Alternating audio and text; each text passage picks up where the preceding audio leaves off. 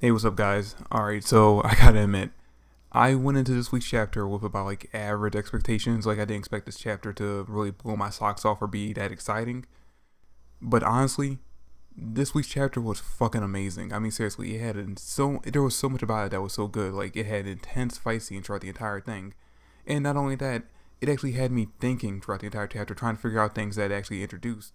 Like, for starters, the main thing I was thinking about throughout the entire chapter is what the fuck is the difference between Randall's air magic and Yuno's wind magic?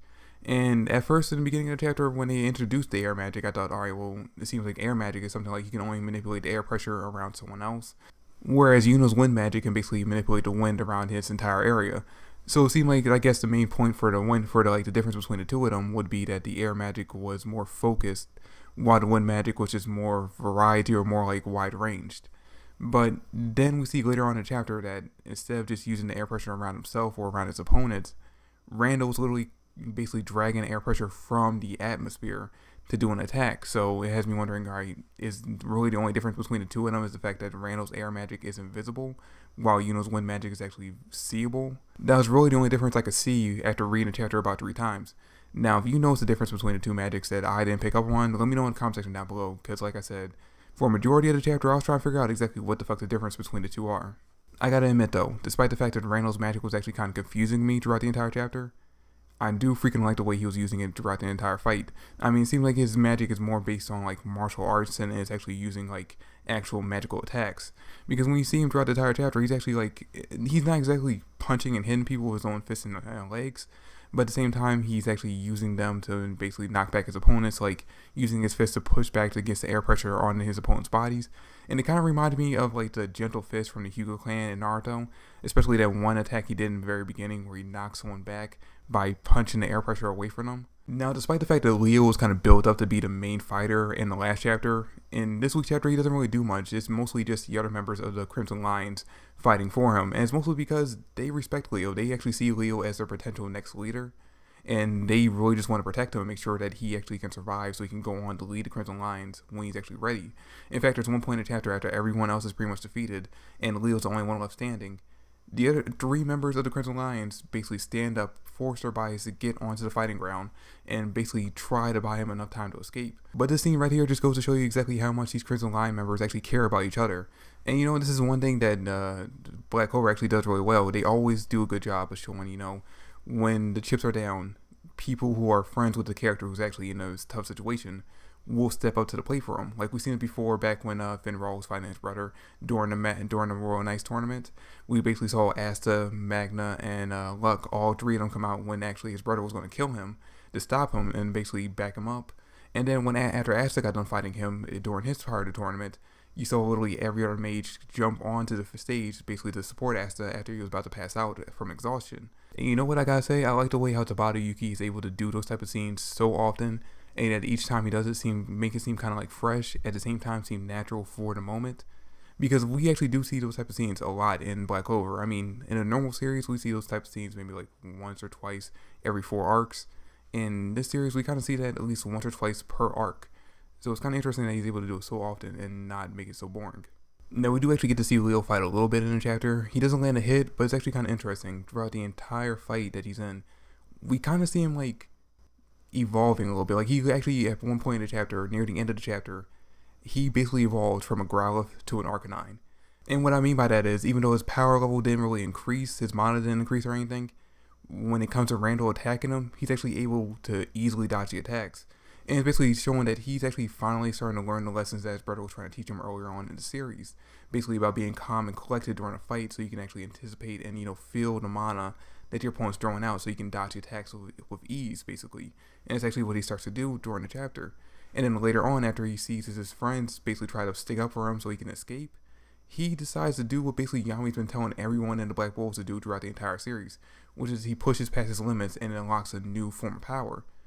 Unfortunately though, when he actually unlocks that power, it actually is too much for his damaged body at this point.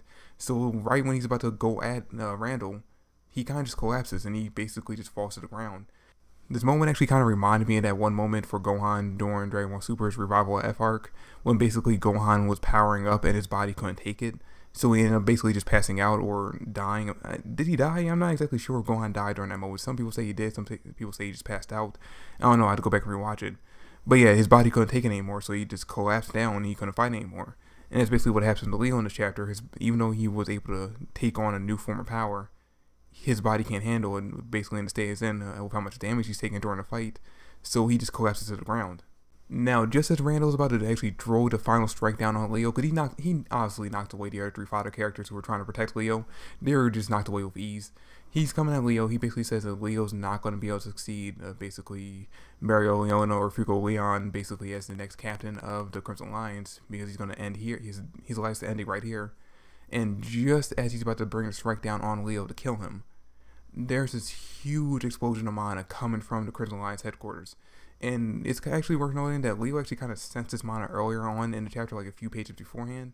And he thought, maybe there was another enemy above them, but he couldn't exactly figure out exactly whose mana it was. Now, once the explosion actually comes from the headquarters, initially, Leo thinks it's an enemy. Then he starts to recognize the warmth from that mana, and he instantly realizes who it is. And guess who comes walking out of there like a badass?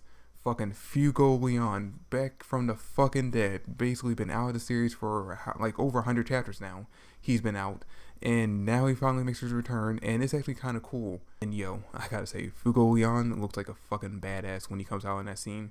I mean, not only does he look like he just walked out of an explosion without looking back at it, but he also comes out with a fucking flaming arm. Since they never gave him a prosthetic, he decided to use his own mana to create a fucking arm of fire that he's going to use in this fight. And then at the end of the chapter, not only does he use the fucking firearm, he creates like a little animal, like a little spirit animal, or like a little, mana creature out of his own flames.